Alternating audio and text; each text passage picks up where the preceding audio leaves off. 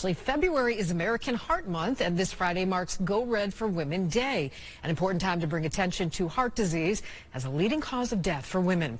Joining us is Dr. Tracy Patel, cardiovascular medicine specialist at Hartford Healthcare's Heart and Vascular Institute.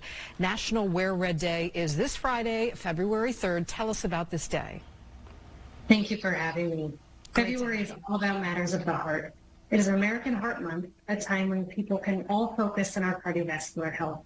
Now, Wear Red Day is this Friday, with the goal of bringing greater attention to heart disease as a leading cause of death for Americans, particularly focusing on women's heart health awareness. We wear red and encourage others to do the same. All right, Doctor, how important is this initiative? This initiative actually stems from the simple fact that women are just as likely as men to have coronary artery disease. And yet each year, heart disease and related risk factors are missed in women. We need to be aware that symptoms of coronary disease and heart attack might be different in women than in men. We may not develop classic angina, chest pain, and pressure, but may simply start with worsening shortness of breath or fatigue with our usual activities. Feeling nauseous or lightheaded with exercise may be the first sign that there's a problem. Another issue is that we brush off warning symptoms. We women care for and put everyone else in our lives before ourselves. It's important to stay up to date with our wellness visits, evaluate our risk factors, and pay attention to heart disease symptoms. Doctor, how many women are impacted by heart disease?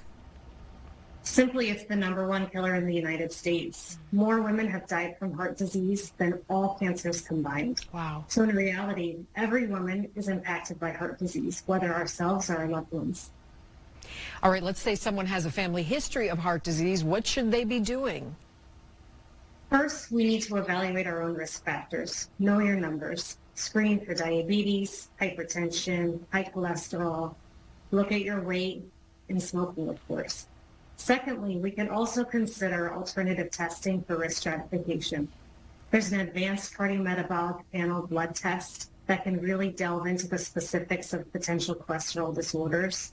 There's a coronary artery calcium scan, which is a brief CAT scan of the heart to look to see if you're developing calcified plaque along the lining of the arteries that maybe we can see even before you start to develop symptoms.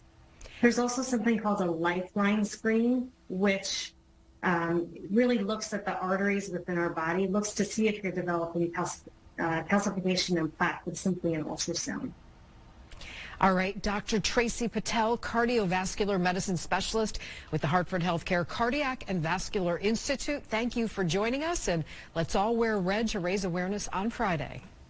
Thank you.